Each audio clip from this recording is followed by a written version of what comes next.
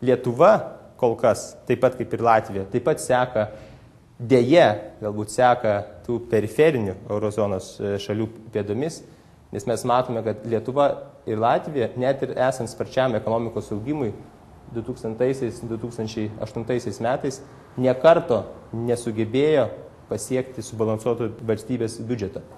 Kaip matome, biudžetas buvo visada neigiamas, reiškia, jisai buvo žemiau negu, šiuo atveju, žemiau negu nulis. Tuo tarpu Estija išsiskyrė iš kitų Baltijos šalių, sugebėjusi net 6 metus iš eilės turėti teigiamą biudžeto balansą. Tai rodo, kad Estija pasirinko Skandinavijos šalių kelią, o Lietuva ir Latvija bent jau kol kas seka tuo, sakykime, jau pramintų periferinių eurozonos šalių keliu.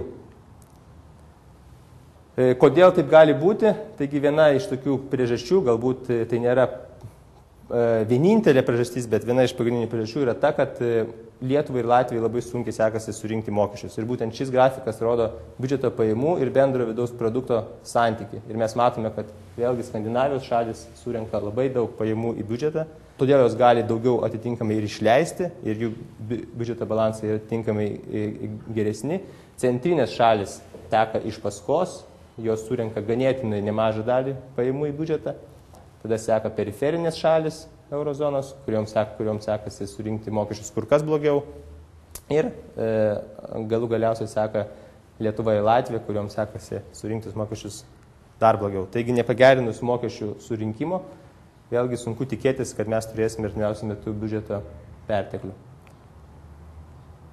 Nors paradoksaliai, vidutinį atlyginimą Lietuvoje uždirbantis darbuotojas sumoka daugiau mokesčių negu kitų ES šalių darbuotojai. Mes matome, kad Lietuva yra 11 vietoje iš 27 ES šalių pagal sumokamus mokesčius. Tai reiškia, jeigu gyventojas, kuris uždirba vidutinį atlyginimą, jisai sumoka daugiau mokesčių Lietuvoje, negu kad vidutinį atlyginimą uždirbantis gyventojas Suomijoje, Danijoje ar toj pačioj Estijoje.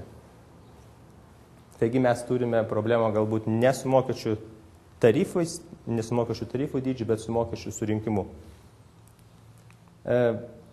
Kągi tai gali simbolizuoti ateičiai? Mes matome, kad kol kas finansų rinkos į šias visas problemas ir, sakykime, į tą mūsų nelabai gerą, nelabai gražią istoriją reaguoja ganėtinai atlaidžiai, nes jeigu vertinti mūsų valstybės rizikos premiją, taip pat kaip ir Latvijos, mes matome, kad ji labai koreliuoja su Estijos, kuri turi žymiai geresnį viešųjų finansų padėtį, tačiau istorinė patirtis vėlgi rodo, kad situacija gali labai staigiai pasikeisti, kaip mes matėme Graikijos atveju.